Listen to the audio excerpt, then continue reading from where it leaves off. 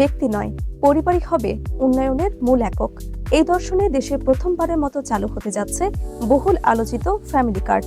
প্রধানমন্ত্রী তারেক রহমানের নেতৃত্বাধীন নতুন সরকারের এই মেগা প্রকল্প নিয়ে সাধারণ মানুষের মাঝে যেমন উদ্দীপনা রয়েছে, তেমনি নীতিমালায় রয়েছে কঠোর কিছু শর্ত।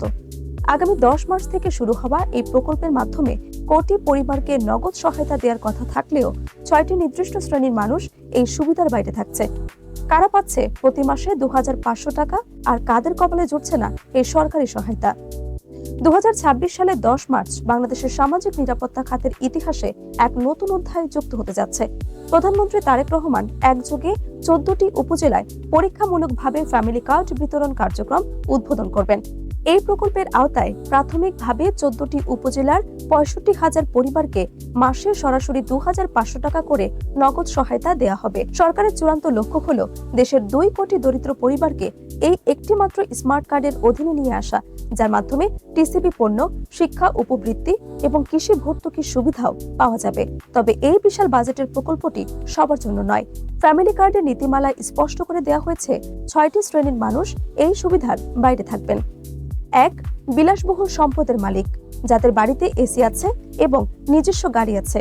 2. সরকারি চাকরিজীবী, পরিবারের কোনো সদস্য যদি সরকারি চাকরি করেন বা নিয়মিত সরকারি বেতনভুক্ত হন। 3. পেনশনভোগী, সরকারি পেনশন সুবিধাভোগী কোনো সদস্য থাকলে সেই পরিবার এই কার্ড পাবে না। 4. বড় ব্যবসায়ী, যাদের ট্রেড লাইসেন্স আছে বা বড় আকারের ব্যবসা পরিচালনা করে। 5.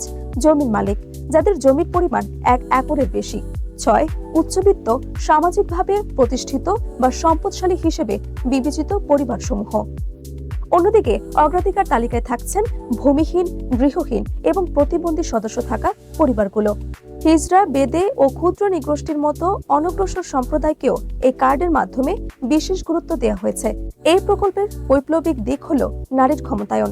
ফ্যামিলি কার্ডটি সরাসরি পরিবারের মা অথবা নারী প্রধান সদস্যদের নামে ইস্যু করা হবে এবং টাকা সরাসরি তার মোবাইল ওয়ালেট বা ব্যাংক অ্যাকাউন্টে পৌঁছে যাবে।